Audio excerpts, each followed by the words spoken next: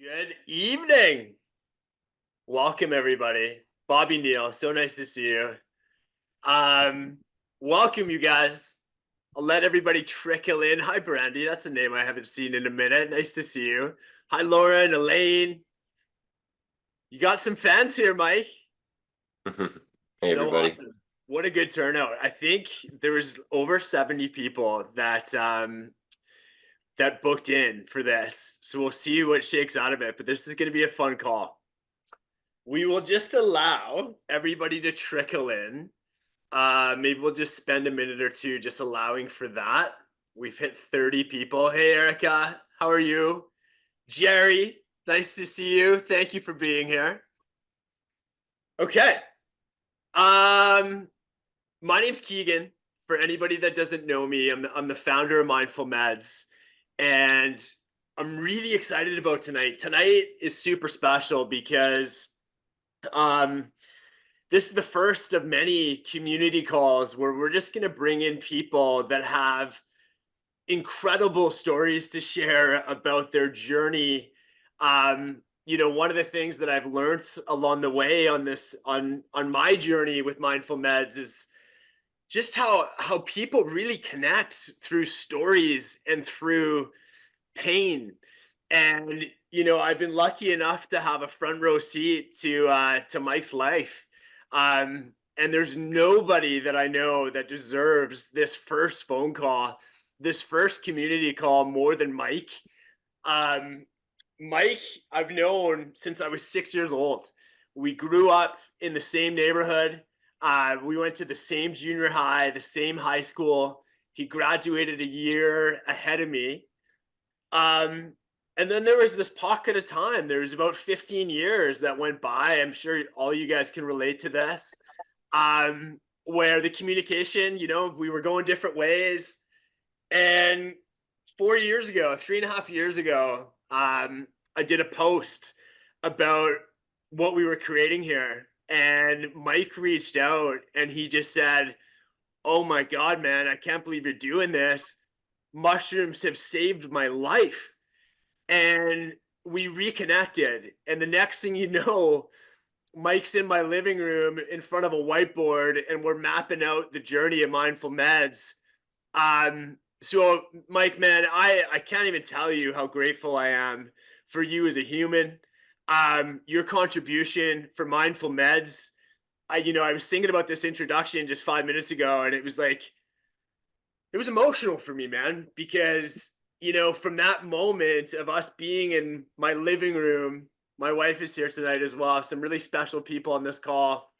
And to where we are today, to this moment of you coming and sharing your story, your journey about your path to the NHL, to your rock bottom, and then what you're doing today to help other people through this.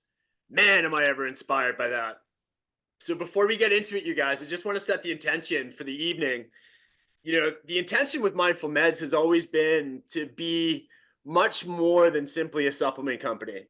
We truly want to help people with their journeys in any way that we can. And my hope with tonight is that people can leave just feeling a little bit more educated around the potential medicinal value of mushrooms, of psilocybin, and hopefully feel a little bit more connected and a little bit more inspired. That's really the intention for tonight. Mike today is a hockey coach, and some of the coaching that you're doing, Mike, is just incredible. I've got a 12-year-old nephew that has worked with you. He's a goalie. But why don't we do this? Why don't you lead us out with just some breath? And then we're going to do an introduction to you, Mike. But let's get everybody on the same wavelength. Let's get everybody just grounded tonight. If you would all just join us in just a 1-minute kind of breath exercise. Mike leads our team through this every week. I can tell you it works. So let's give it a shot. Mike, the floor is yours. All right. Thanks, everyone. Thanks for joining us. Feeling blessed to be able to share my story. We all want to just take a moment. We'll close our eyes. We'll take our attention to our heart space. And we're just going to take some long, deep breaths in while we focus on our heart. Think of something that you're grateful for. I'm grateful for this community that we're part of, the mushrooms, the family that this is, and what this has become and what it's going to be.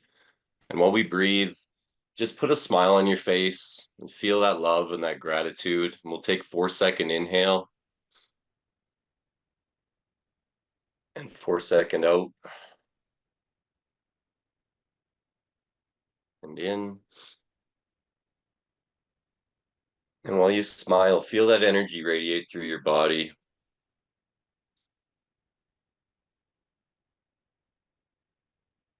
Find something you're truly grateful for in the moment.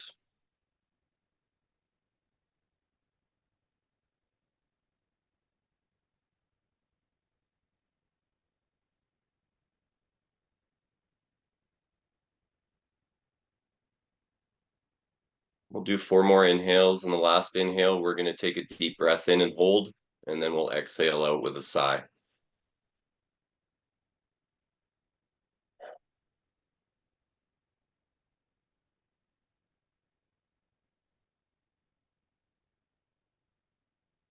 One more deep breath in and we'll hold.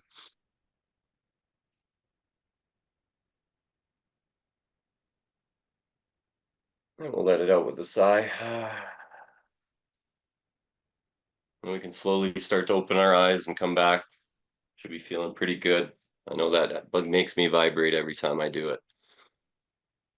Dude, thank you. So this is going to go likely about 40-45 minutes. And then if anybody has questions for me, for Mike, please stick around to the end.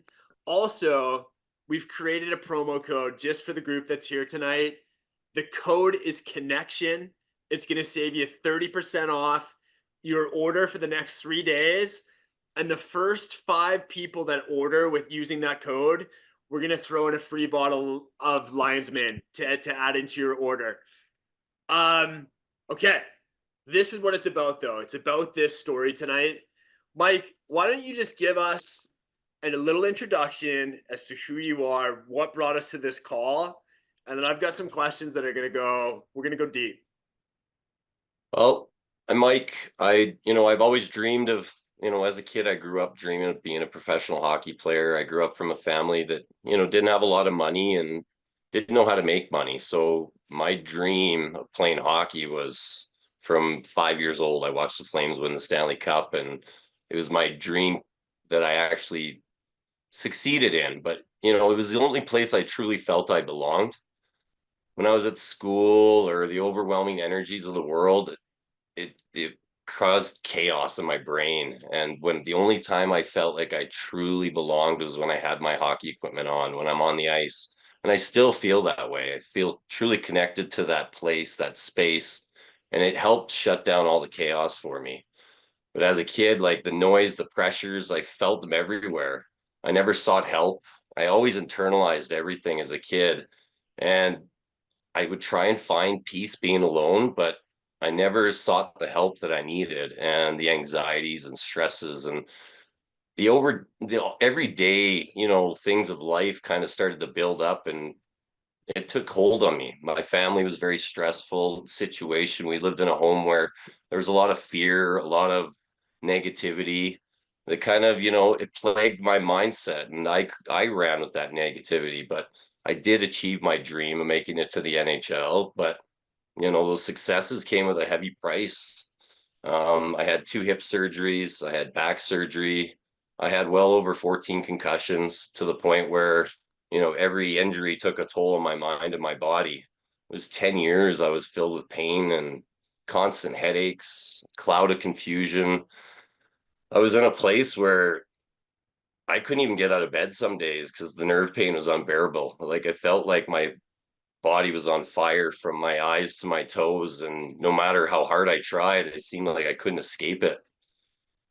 And there was times it got so bad that I was contemplating suicide. I didn't want to even think of living to 50 because I couldn't do anything. I couldn't swing a baseball bat. I couldn't run up a set of stairs. I couldn't function in my daily life. I had a 2-year-old kid, and it was just, I couldn't handle it. It got to the point where I was bleeding from my bowels, and that's where I knew the damage inside was getting really bad. And I kept searching for peace.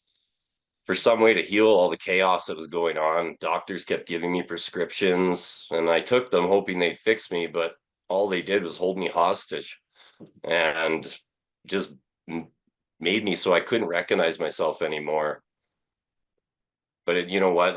I did find healing, and that was through mushrooms and mushrooms, breath work, emotional freedom technique. I did a heavy dose of mushrooms after I read about the ability to reset your brain from depression. And it was like I was touched by God. It spoke to me and said I needed to use my story to share the healing medicinal properties of mushrooms. And then I started to do breath work, and the two combined were just miraculous. And I could feel my life starting to change. And now they're huge parts of my life. Without them, I don't know where I would be today. And I can truly say my brain's healed now. I can function, I can swing a bat, I can run, I can do all the things I couldn't before. And going from pretty much bed rest, taking 16 prescription pills a day, to slowly weaning myself off all the prescriptions through the use of different types of mushrooms and mindful meds, and cleaning up my diet and ways and changing my hydration levels.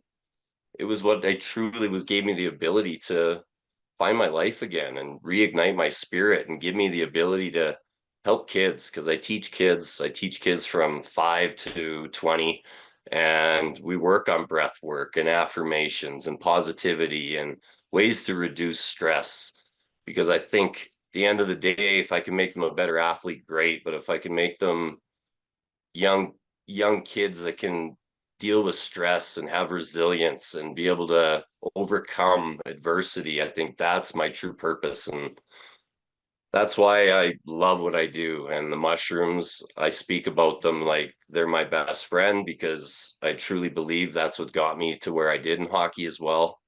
Get to the NHL, I took mushrooms as a kid. I was 16, 18 years old, and I feel like they gave me the kick in the ass I needed at times to really think about where I was at, what I was doing, and where I wanted to be. Damn. That was quite the introduction, Mike. Thank you, brother. Of Um, course. God, am I ever grateful for the fact that you found mushrooms, the turnaround. It's an emotional roller coaster, man. Like your story gets me, man. Why don't we circle back um to the early days? Like I'd be really interested to know, like, what was it like growing up in the Brodeur household as a kid? Oh, there's lots of love. My parents both worked with people with disabilities, so very humbling experience for me to see people with disabilities and in wheelchairs, or people that couldn't speak and things like that. Really, made me truly be thankful for my gifts and what I had. But at home, there was a lot of chaos. Family didn't have a lot of money. There was times where we didn't have heat, so we'd be heating the water on the stove for hot baths.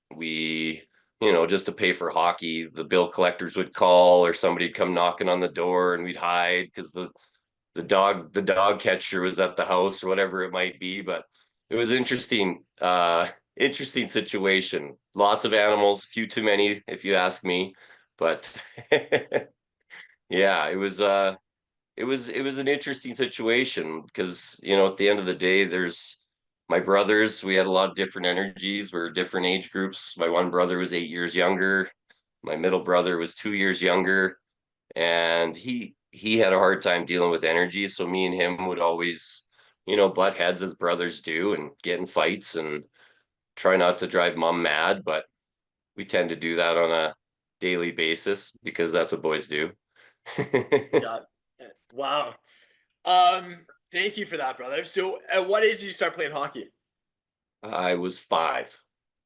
You were 5. And did you get into hockey as a goalie at like 5, 6, or what age did you No, become? not till I was 10. I got cut from a team, and the next year I said, you know what, I'm a pretty good street hockey goalie. So decided I was going to give that a kick, and made an all-star team my first year and never looked back. Holy shit. That is insane, man. You didn't start playing goalie till you were 10 years old. Wow. Yeah.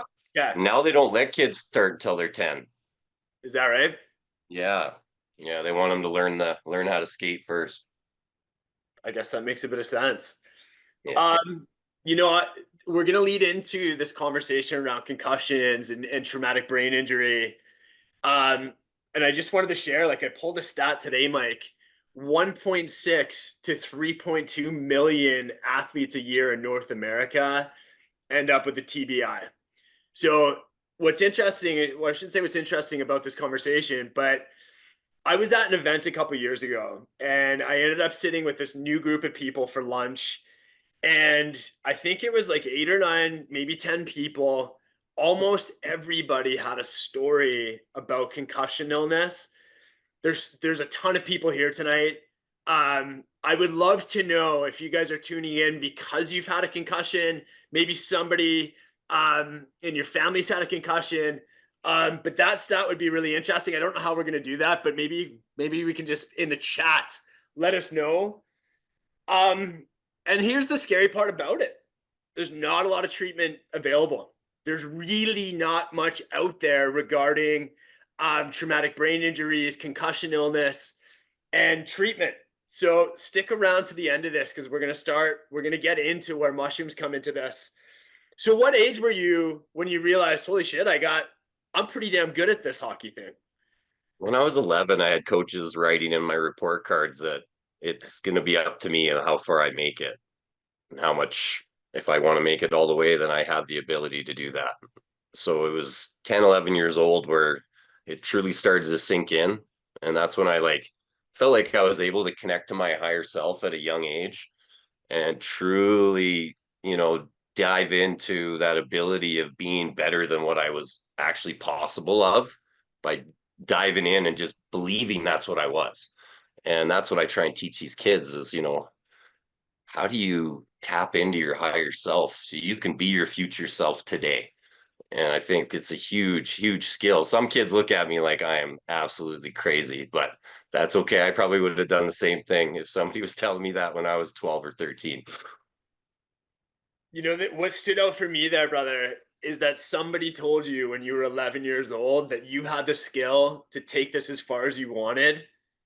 Man, dude, that is inspiring just to even listen to, right? It was huge, and I didn't know the person. It was a summer camp, and they just put it in the report card that I had the potential to go all the way if I decided to. Wow, man. And I bet you that Yeah, comment, how many times did you look back on that comment and think about what that person said about you? quite a few times. It was the opposite of what my teachers would tell me in school, right? Totally. I'm with you on that Yeah, one. yeah. What was it like going to school? Tell me about, yeah, growing up, the hockey part, but like, what was it like in school for you, man? Oh, I hated school. I liked the social part of school, but I think about grade 8 or 9 is when I stopped liking school. And I don't think it was because I didn't like school. It was just some of the teachers and their energy and their delivery didn't make me feel comfortable in school, made me feel dumb, made me feel, I don't know, lost at times because I'm the kind of kid where if you ask me a question, even if I know it, it was like, I can't answer you because you put me on the spot. It's one of those things where I get this freeze up and it's like, even if I know it through and through, I cannot answer that question, even if it's somebody's name. Still today, it kind of plagues me that way, but I'm starting to get better at it. But that really bugged me at school. I had a hard time and all the energies, because I'm very empathetic person. I can feel energies, but I didn't know what it was when I was a kid. So that was what I think really overwhelmed me at school was just all the different energies and feeling it and not understanding how to control it or to block it like I do today. Man, I'm sure there's some empaths on this call today. I'm certainly one. I can totally resonate with that. Did you have any teachers, and this is going way off script here, but did you have any teachers that gave you a comment similar to that coach in that report card? Or was school for you just one of those things where you showed up and it's like, how quickly can I get out of here? It was kind of that. You know what? I think I had more teachers motivate me with telling me I couldn't do something that was more my fuel, where it was like, oh, you can't do this. You'll never play in the NHL. You need this, you need that. And I'm like, oh, okay, well, that add that to the list of fire.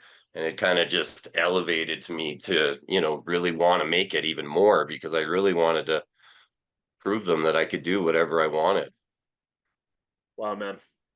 And so how did you cope with school? Did you get into the booze and the marijuana early, You or know what? Alcohol never worked with me. The first few times I drank, I got so sick. I'd puke and puke and puke. And you know what? The history of alcohol in my family, like I was always warned to stay away from it because of the what it did and how controlling it was for our family. So, I always tried it being an athlete, right? We always go out and drink beers but in school it was cannabis.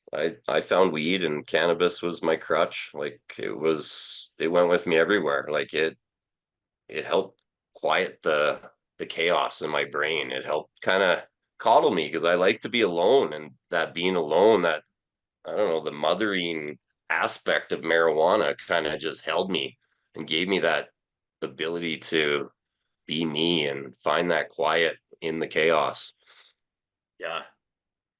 So were you smoking like all the way through high school all the time. Yeah, all all the the time. time? Yeah, yeah, it was So I nonstop. imagine, I imagine, were you smoking before hockey games?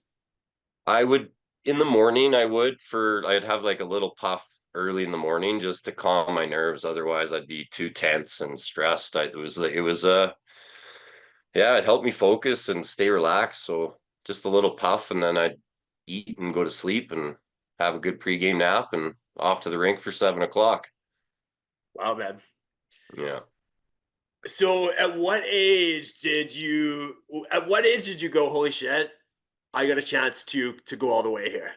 What Oh, well, at 15, I almost quit hockey actually because I had a huge growth spurt and I was uncoordinated. I wasn't the best goalie in the league anymore, and it was frustrating. And I actually had a group of friends that kept me playing. They encouraged me to stick it out. And by 17, I was so dominant that if I wanted to win and if I didn't like you, or if there's girls in the stands watching, I was lights out. It was game over. A scout was watching. It was, I was, I guess, superhuman when I was in there. It was to the point where if I had a bad night, it was very, very seldom. So I was very confident, very comfortable. And I just knew that that's what I wanted to do, and nobody was going to stop me except for my body. My body didn't like playing sports. My body is a mess. So before we get into that piece of it, tell me about the NHL draft that comes up when you're 18. Yep. And where were you sitting going into the draft? Did you know you were going to get drafted? I knew I was going to get drafted, thought I was going to go top 2 rounds, but because my university scholarship was kind of on the line because I played junior games as a kid, they were going to take my scholarship away. So I ended up dropping 4 rounds later in the draft, which is okay. But I was camping actually riding my quad when I got a call and they were like, hey, you got drafted to the Blackhawks. And I was like, oh, that's awesome because it was my favorite team. Still is. But yeah, the Hawks got No the best shit. logo in You got sports. They drafted to haven't your taken it favorite away. team. So Yeah. you got drafted to your favorite team. That's incredible. Yeah, it was pretty cool. Yeah. Getting to wear Okay. that jersey the first time scared the shit out of me though. Forgot how to skate almost. I bet. And so what Yeah. came with getting drafted? Did you go from having zero money and then all of a sudden a big check shows up, or how did that all work? Yeah, a year later, I played a year major junior, and then I got a $270,000 US signing bonus at 20 years old. I remember pulling out of the car lot, buying myself a brand new Denali on my 21st birthday, coming from a family that has no money. It was a huge experience for me. It was awesome to be able to do that and be able to give back to my family and take my friends out and something from a guy that couldn't even ride in my parents' car, drive my parents' car because they didn't really have one that was that great, to being able to treat my friends and feel special. Wow, dude. So that was when you were 20. So between 20 and how old were you when you played your first NHL game? I think I was 26 when I played my first preseason game, and then 30 when I first played my first regular season game. Holy shit. So a Yeah. huge So amount of time goes after, by. it was a So what long what is time. what is happening in those years? Are you Well, I had my back surgery done in 2005, 6, which was my third year pro. And then I had really bad concussions. And then I came back. And then I was an all-star in the American League. And then after that year, I ended up playing with Ottawa. And then after that is when I cranked my head off the ice without my helmet and was in a black hole for 10 years after. And then double hip surgeries. And yeah, it was yeah, fun stuff. holy shit though. So 26, you play a preseason NHL game, and then it's another 4 years until you play your first NHL hockey game, which I'll never forget, by the way.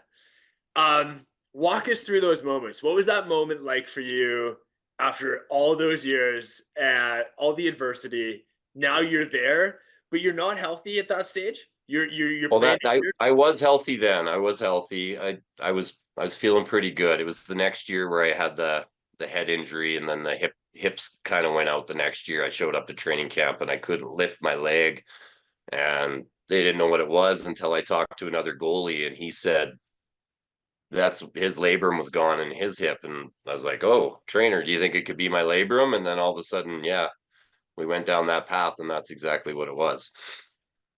Holy shit, man. Um, and so your career was gone. So 4 games in the NHL. Do I have this right? 4 games. You won all 4 games. I believe you got 2 shutouts. Yeah. First So star you're in all games, all the games. Yeah. first star in all 4 games. Yeah. So you're coming in lights out. Like the future for you is so fucking bright that I just remember. I remember listening to the broadcast. I remember listening to Don Cherry, what he had to say about you. It was a really exciting time to know you, to be honest. And then all of a sudden it's so after your fourth game, you fall back and you hit your head on the ice. Well, after my fourth game, I got the flu, and then the other goalie came in. So we were on like a 9 game losing streak, and I came in and started a winning streak and went on 4 games in a row. And then we went on a 12 game winning streak with the other guy that ended up going in. And then coach almost got nominated for coach of the year. So I started this trail of success with the group where Wow. they were trying to get the coach fired. But we flipped things around and yeah, it was the next season. So I was there for playoffs and I was getting called by the newspaper. We were playing Pittsburgh. Are you playing? I'm like, well, I'm in Ottawa. So I don't think so because the team's at Pittsburgh. But yeah, it was the next season, my first game of the year in the minor leagues. I got hit by my own guy and my helmet flew off my head and fell back and cranked my head off the ice. And yeah, it was darkness for forever after, felt like. Okay. So let's dive into that if you don't mind. Because Yeah, that for sure. Of this is a big piece. First of all, man, thank you for sharing all of this. So course. all of a sudden you hit your head. Now you've got a TBI, traumatic brain injury. Walk us through what that was like, how you were feeling, the way that your body was reacting. Um, Tell us, yeah, a little bit about the journey with the concussion illness. Yeah, back then it was simple. They just put you in a dark room and, no lights, no activity, no nothing. So it was darkness for me for a long time. Even riding in a car for 5 minutes, it felt like somebody was putting a knife up behind my eye and into my brain.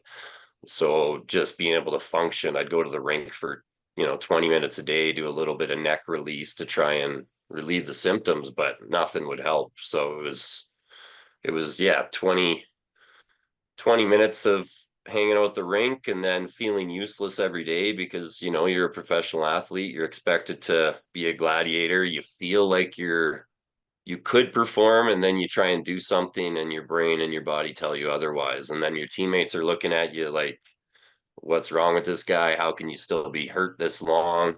So it was about 4 months before I started putting the pads on again and then took another shot in the face, got another concussion, then another shot in the face, got another one. And then I remember playing a game against the Toronto Maple Leafs, and I hadn't practiced in a full practice in 4 or 5 months. And I just felt like I was in a black hole. Like I couldn't see the puck. I couldn't recognize the plays. I couldn't read and react. And it was then where I was like, oh no, this is not good. This is bad. And I don't know how I'm going to get back from this. And things just got worse from there because, being that athlete, you just keep pushing. You try to be that gladiator that you're taught to be. And you keep saying, well, I think I feel okay. Maybe it's just a head cold. Maybe it's just this. Maybe it's that. And you come back and you do it again because it doesn't take much when you're already having the symptoms and the problems that are, occurring.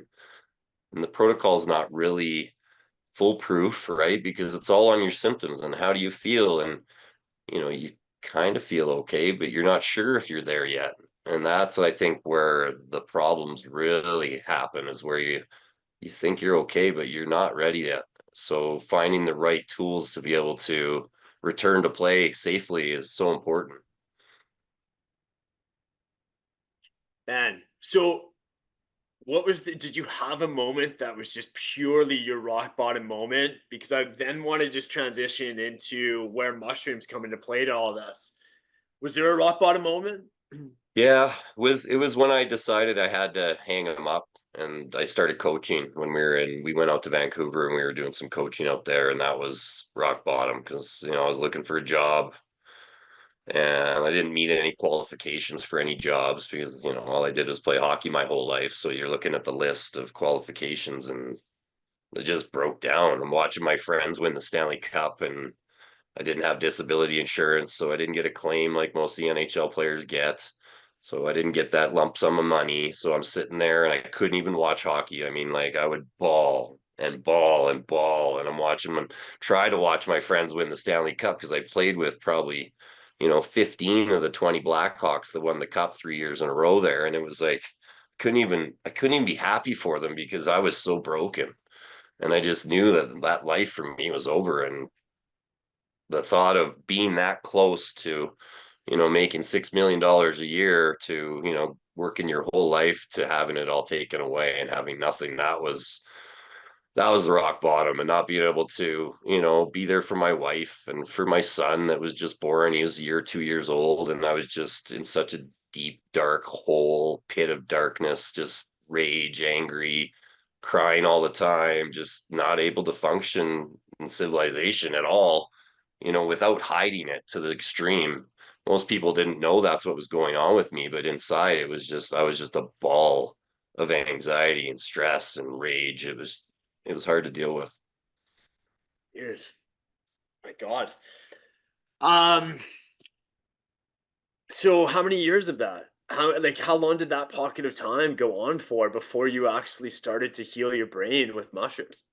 Oh, it was 2010, 11 was when it first happened, when it was really bad. And then it was about 2019 when I truly seen that change with the mushrooms. Cause like I did EFT and that helped. Like my mom mentioned it and I did some tapping and some repeating phrases and I had this emotional release that like I cried for 2 hours and it just let that part of me go that was the ego attached to being that gladiator athlete.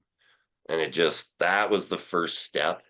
And then it was the mushrooms in 2019 when we were living in Fort McMurray and I was coaching the junior A team and just didn't feel right. And the more I read about mushrooms and how they could help you reset your brain and heal depression and all sorts of things. And it's where I ordered them on a whim and changed my life forever. Fuck. Man, I didn't realize that there was 8 years of just pure hell in your life before you found the mushrooms. 2019 is pretty close to when we reconnected on this. Yeah. Um, and I think a lot of people are here just to kind of hear about what that was like. I'm gonna pull up a photo for everybody to see. This is a study that was done out of the Imperial College of London in 2014. This is a really famous photograph. On the left-hand side, you have this group of people that took a placebo. So this is looking at the neurons, the connections in a brain when somebody's not on psilocybin. So under A, and under B is what happens when your brain is on psilocybin. And it's a really powerful photograph. It just shows these new neural pathways, these new connections. Um, and Mike, like speak to that a little bit about where you were before taking the mushrooms and how you felt afterwards. It And I was it can was send like it a to anybody that wants to see it too. yeah, it was like a switch went off. It was honestly like I went from hating life to being grateful for everything that I had. My family, my job, a home over our heads, everything, the connection to all things. I think after the mushrooms was what really sparked my soul again and gave me that ability to want to live a long time and help people spark their lives to become better and get over their problems and their issues that they maybe dealt with, especially athletes. I was just talking one the other day and he just finished playing and he's like he's just so lost right now because he just they don't we don't have that transition to help move into real life after being a warrior for so long and you're kind of lost and broken. So it was the mushrooms, they really brought that life back. And I feel like it takes a lot where I had to do 4 heavy doses where I did the one and I was like, oh my God, it was so magical. My daughter was just born. I think she was 8 months old and my wife was in the living room with me.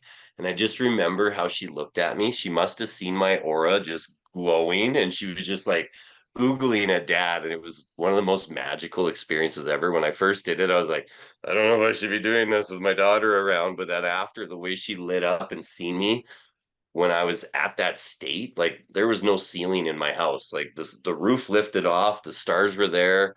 I could see the planets and the moon. It was amazing. But the 3 or 4 back to back is what really reset my system. Like I can't use my left leg, but on a heavy dose of mushrooms, I can do a one-legged squat like there's nothing wrong with me. So whatever it does to my nervous system when I'm on a heavy dose of mushrooms, it's incredible. Wow, man. I imagine you know a little bit about Dan Carcillo's journey with mushrooms. To anybody that doesn't know that name, he won 3 Stanley Cups. He was probably a part of some of those teams that you were just talking about.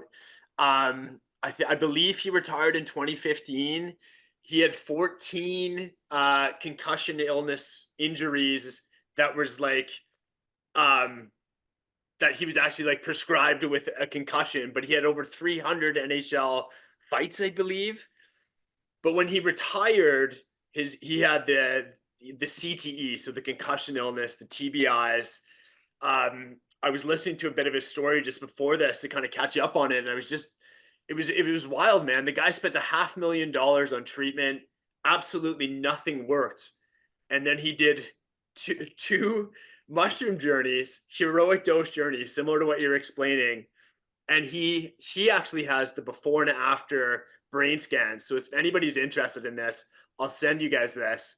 Um, and the brain scans are fascinating. So in the first one, he's got this damaged brain, and at the end of it, so this is about 6 months in because he did two major mushroom journeys 3 months apart. There was no sign of any CTE or TBI after 6 months. So that kind of leads us to maybe just wanting to get everybody here in the community just a little bit engaged in the conversation. By the way, my fascinating freaking story. I do have a couple more questions, but does anybody want to ask Mike anything? It looks like there's a good group of people here that have gone through concussion illness, addiction, TBIs, brain surgery. Holy shit, Renee. Yes, of course. Hi, Renee, by the way. Didn't realize you were here. So many names that I recognize. How do you know? Here's a question. So Mindful Meds has so many options. How do you know which one is best for the individual me? I've tried a number, some better for me than others. It's expensive to go through them all. Any input? Yes. So thank you for bringing this up. And yes, we do have a lot of SKUs, and sometimes it can get a little bit confusing.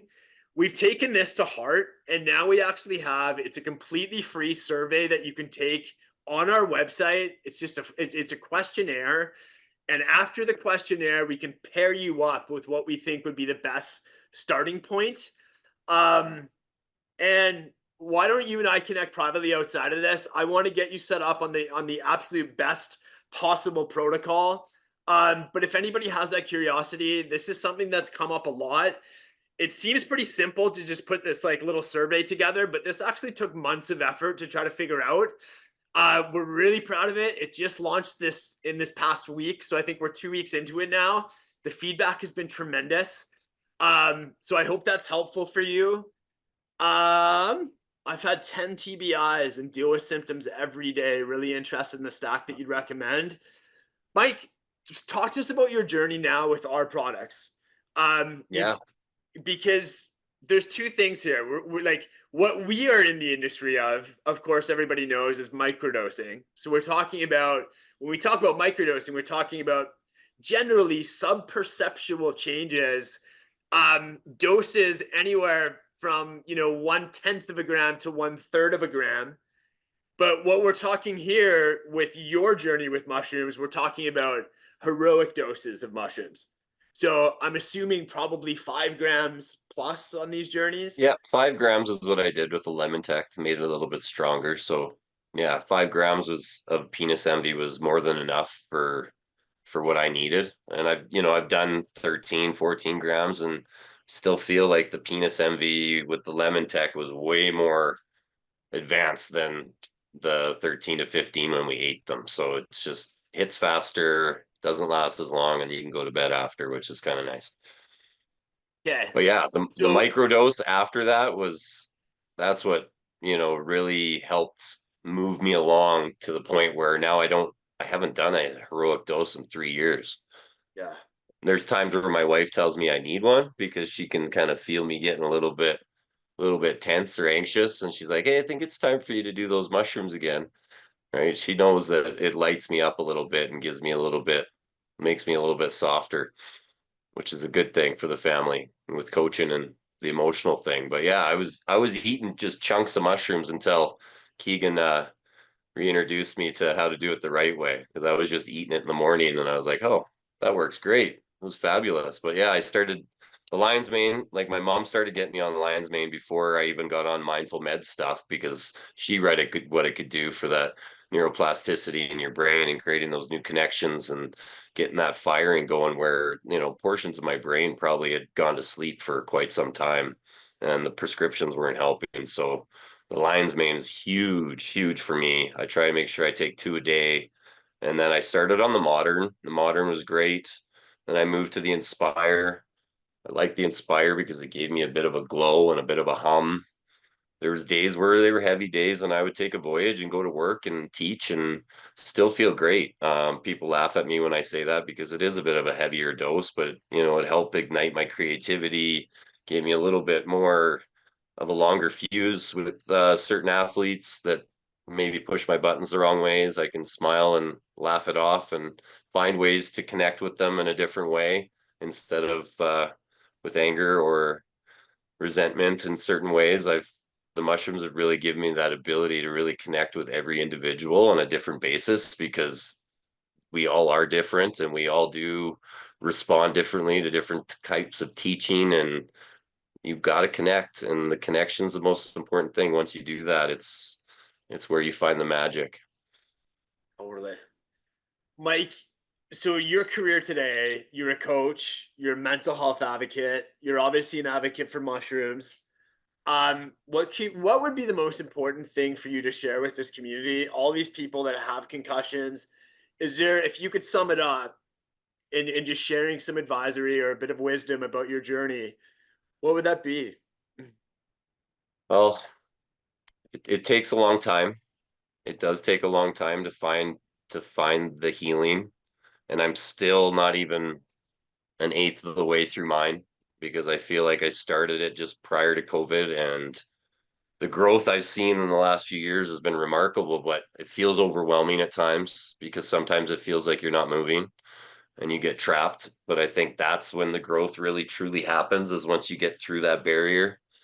And sometimes we get overwhelmed or we lose sight of where we maybe have come over the last few years or last 10 years or whatever it might be, because I know I felt like I was trapped. And over the last 3 months, I've felt that breakthrough again, where I'm able to truly feel like I'm progressing and getting better, not just mentally, but physically, spiritually, you know, relationship wise, being able to communicate better with people and my family and my wife, and those things have really brought me around. So sticking with it, I think, and it's not just a magic pill. I think, with journaling, with the breath work combined, and taking care of my body and my health through nutrition and vitamins, and making sure I'm on top of that and staying off the sugar. Those are some big things that have really helped me get over top of all the crap, climb the mountain and keep going.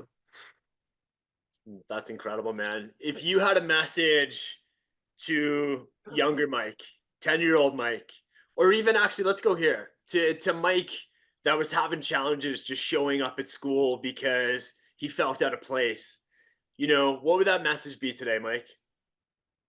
You know what? I think it would be enjoy enjoy your time while you have it. Be in the moment.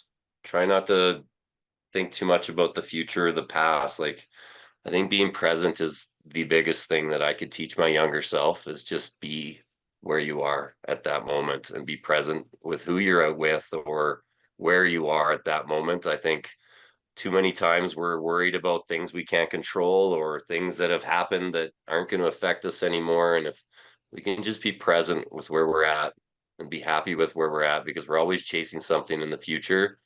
I think if we can be thankful and grateful for where we are and where we've come, I think that would be the biggest piece of advice I could give my younger self.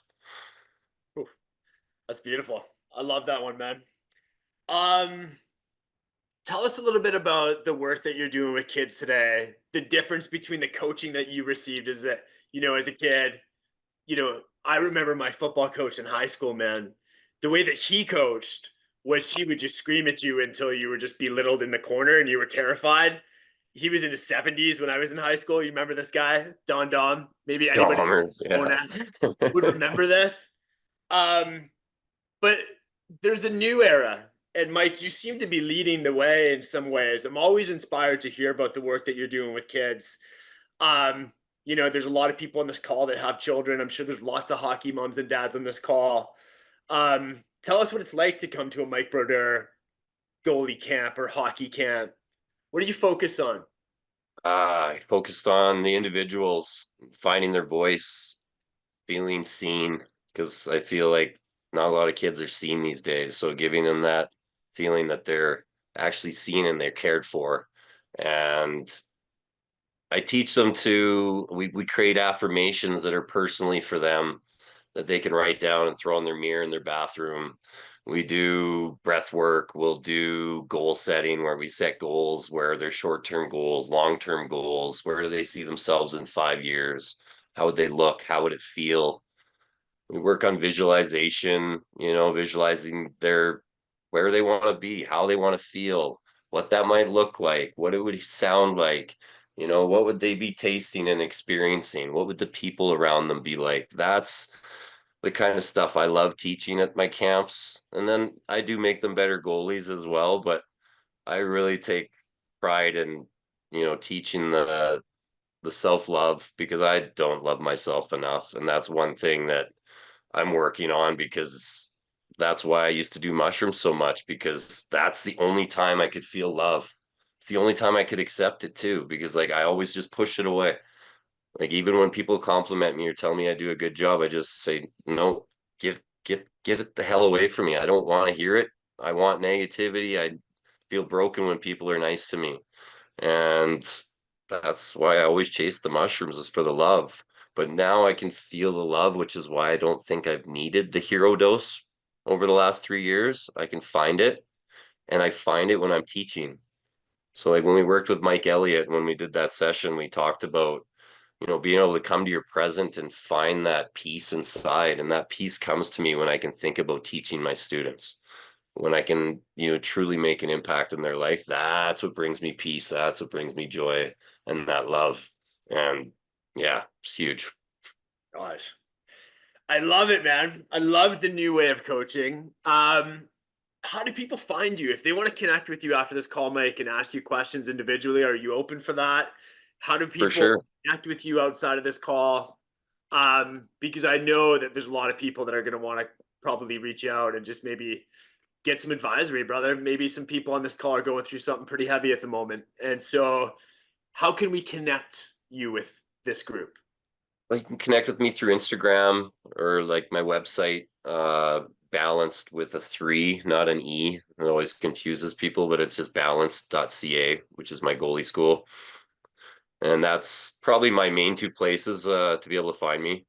Um, I don't go on Instagram or social media a whole lot because I'm just so busy with my family and my kids and my community working with my goalies. So it's hard to spend too much time on social media, but I do check my messages. So if anybody wants to reach out to me on there, Mike Brodeur, I'll be there. Reach out anytime for a live call or anything. I'm more than willing to have a conversation. Dude, so grateful. Um, Elisa, is there any questions that have maybe popped up that we should cover? Does anybody have? Thank you, Shannon. Shannon Pereira is a colleague of ours, a friend of ours. She is in Phuket, Thailand, and somehow she made this. So I'm so grateful for that. And Shannon, so many of these questions came from you. So thank you for being the wizard with some of these great questions. I did change it around a little bit, but I'm so grateful for you, Shannon. I'm so grateful to see so many names that I recognized. Graham Gorham, one of my groomsmen, former Olympic athlete. He was a ski jumper. He went to Torino many years ago, jumping off those big jumps. And it looks like you've had a few concussions. Listen, guys, I can't tell you how grateful I am for this. This is the first of many. If there are ways that you guys think we could improve on the delivery, please just let me know. Let me know privately, because really, this was really just a gift to the community. Thank you, Mike, for bringing the energy, bringing your time, man. And I'm just so grateful for the turnaround, and just for speaking your truth, man. Like going to these dark places and sharing with us, dude, because honestly, there's a lot of people that probably needed to hear that, including myself. There's bits of that yeah, I was pretty close to some tears. I love the new quiz. I love that. Cami says 70-year young female. Freaking love it. Want to sharpen my brain. Well, there's not a better nootropic in the world today, you guys. There's nothing that has ever been studied at this level. And if you guys like the science and you want me to get into some of that on the next call, I'm all for that as well. But lion's mane mushrooms, actually, Mike, this is an important one here. So thank you, Cami. Lion's mane mushroom, go and look it up. It is incredible for brain function. We didn't even get into this piece. This is a piece that I missed. So thanks for sticking around, guys, because I want to talk just briefly about this, because you got diagnosed. You talked about being on 16 different pills at one point in time. Can you walk us through what the hell that was, what you were on, and why? Yeah, I was on antidepressants. I was on gabapentin for nerve pain. I was on sleeping pills. I was on muscle relaxants. And uh, there was two others that I was taking that were supposed to balance my mood. And that's where if I had a drink of alcohol, I would shit and piss blood the next day, like to the point where it was like, oh my God, I'm gonna die. Like this is not good. The dark and it like it stopped me from crying, stopped me from having rage fits and but it didn't get my pain to go away.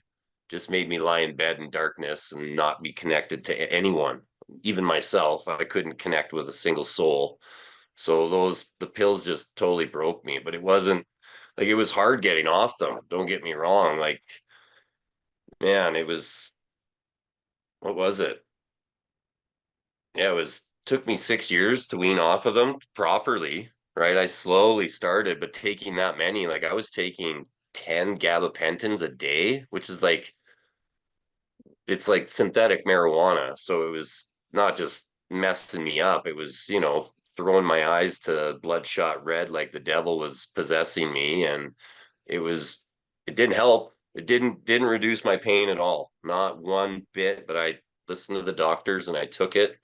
And, thankfully I was able to use medicinal mushrooms and cut out the sugar and reduce stress, and doing all the breath and journaling and things like that actually helped me. And that's what actually alleviated pain in my body to the point where I could function. Like, don't get me wrong, I still do get nerve pain once in a while, but not since I got off those. Now it's only from abuse of my body. If I overuse it in certain ways, I'll have the odd ache and pain, but nothing like where I laid in bed for 6, 8 hours a day, just trying to breathe through the pain and wondering how it was going to end.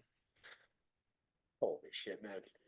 So 16 pills a day, 6 years to get completely off of it. Congratulations, by the way, because a huge, huge part of what we do here at Mindful Meds is we help people just like you safely come off of these pharmaceuticals, SSRIs, antidepressants, pain medication. So how many are you on today? Zero. Yeah. I won't even go in to see the doctors anymore. I go to a naturopath now and take care of it that way. Man, I just absolutely love that piece of the story. I'm so glad we didn't miss this. Thank you guys. So much activity in this chat. Thank you so much. I don't know if we'll get to everything. So someone had a question about the sugar, Mike. What can you share about the sugar and why that's important to monitor? Oh, the sugar, just for my gut brain connection and inflammation in my body.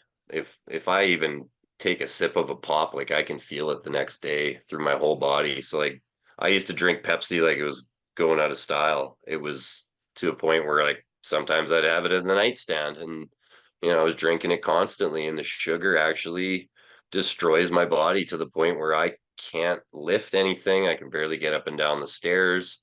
Once I limited my sugar intake, my body started functioning way better. My brain started to function better. I had more energy, more clarity.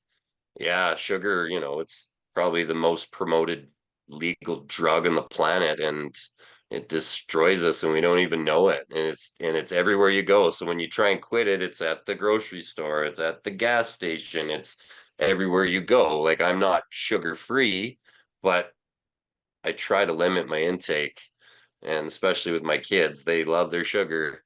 And my wife, she's the candy lady. She drives a school bus. She gives the kids candy on Fridays, so it's always in the house.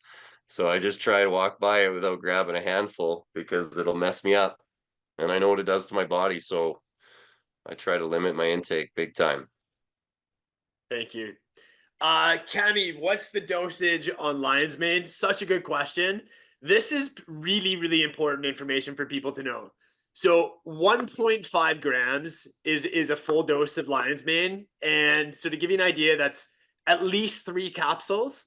Because we just can't get enough in these capsules. So a minimum of 3 capsules for a full dose. With lion's mane, you have to be consistent. So consistency is the key with this. Really, with all functional medicine, you want to be consistent. So that piece is really important. Adrian, you nailed it. So much of your serotonin, your dopamine is produced in your stomach. So nice to see your name on this call. Any other questions? We can definitely get you this recording. I'm going to send this to my video guy. He's going to edit out little pieces of it, and then we'll get it out to everybody. 3 capsules per day, minimum. Yes. Elisa, do you have a question? I don't have a question, but I just wanted to mention there's a couple questions that were up here that maybe got missed. Thank you.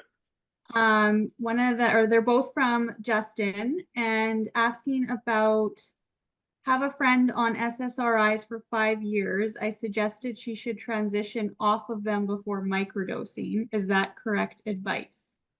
Yeah, really good question.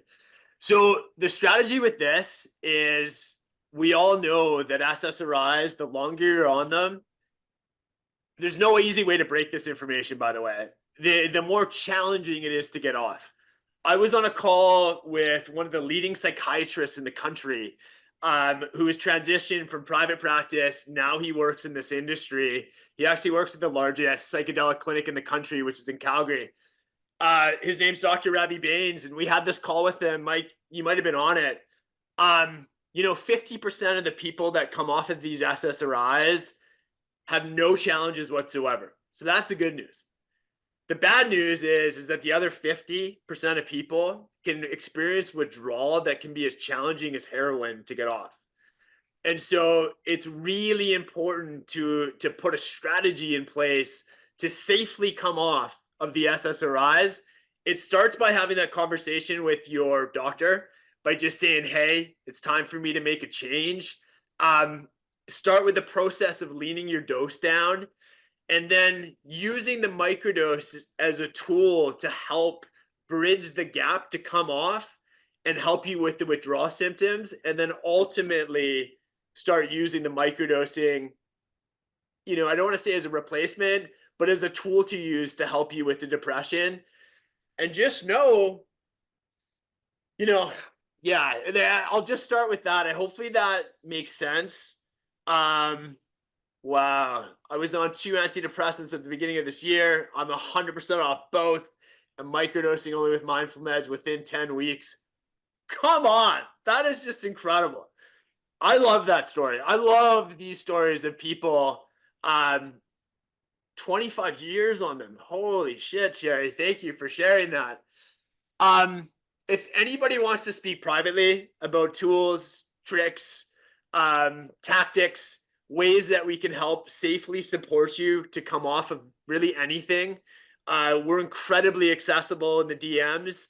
We also, I believe, have the most comprehensive microdosing guide that can be found anywhere in the world. It's 62 pages long. It's literally everything that we've learned in the past 4 years. We put into this document. We're talking hundreds upon hundreds of hours we put into this. We give it away for free. And we talk about SSRIs in this document.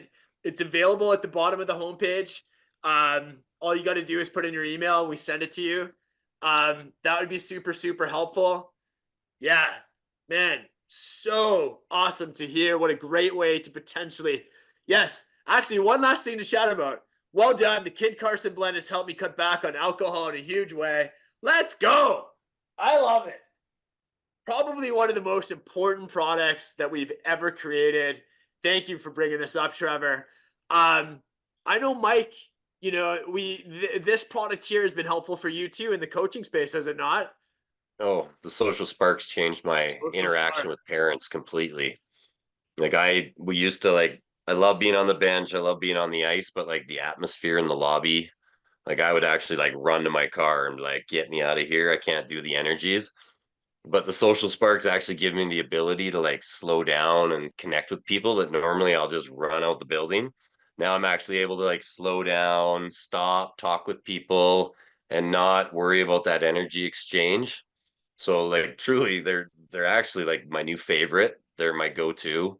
I actually need to get some more because they're my money spot, especially when I'm dealing with a lot of different parents and different energies, and they just give me that ability to quiet things, connect, and speak to people that normally I wouldn't have a connection with, which I think is important because that's truly why we're here, is to connect and spark people's lives in certain ways to make them think in different ways. I'm so glad we covered this. The social spark, literally the most important product, in my opinion, that we've ever come up with. Anything that can be helpful for somebody to put down the alcohol and transition to this beautiful mushroom medicine. Man, I can't tell you how important that piece is. I'm happy to share a bit more about my story on the next call, potentially my battle with addiction, my 9 years. But tonight, this was about you, Mike. And God, am I ever grateful for this call. I wish we could all just give you a round of applause. Maybe we will. If you guys enjoyed this call, let's just give Mike a round. Thanks, and guys. if we missed anything and we need to circle back, please just know, you guys, I'm just cruising through the names here. So nice to see everybody here. God, it means the world to us. And please just know that we're incredibly accessible. Mike is going to open up his doors if anybody needs an ear to connect, and we'll do the same. Sending so much love, you guys, to each and every one of you. Thank you for being here tonight, and we'll see you in a month. Any last words, Mike?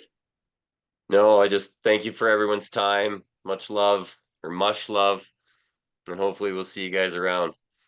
Heck yeah. Thank you, guys. Have a great evening.